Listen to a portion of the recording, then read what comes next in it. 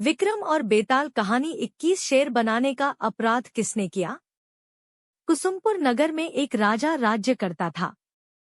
उसके नगर में एक ब्राह्मण था जिसके 4 बेटे थे। लड़कों के सयाने होने पर ब्राह्मण मर गया और ब्राह्मणी उसके साथ सती हो गई।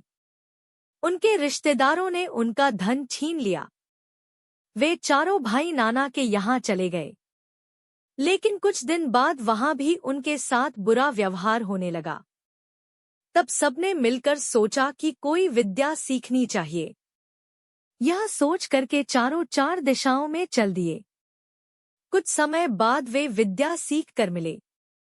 एक ने कहा, मैंने ऐसी विद्या सीखी है कि मैं मरे हुए प्राणी की हड्डियों पर मांस चढ़ा सकता हूँ। दूसरे ने कहा, मैं उसके खाल और बाल पैदा कर सकता हूँ।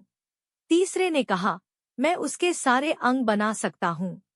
चौथा बोला, मैं उसमें जान डाल सकता हूँ। फिर वे अपनी विद्या की परीक्षा लेने जंगल में गए।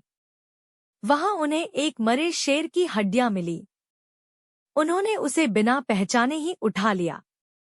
एक ने मांस डाला, दूसरे ने खाल और बाल पैदा किए, तीसरे ने सारे अंग बनाए और चौथे ने उसमें प्राण डाल दिए।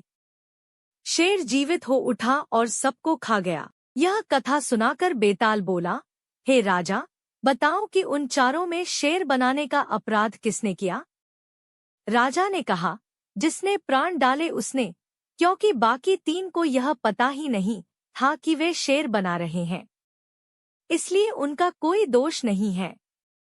यह सुनकर बेताल फिर पेड़ पर जा लटका। राजा जाकर फिर उसे लाया। रास्ते में बेताल ने एक नई कहानी सुनाई।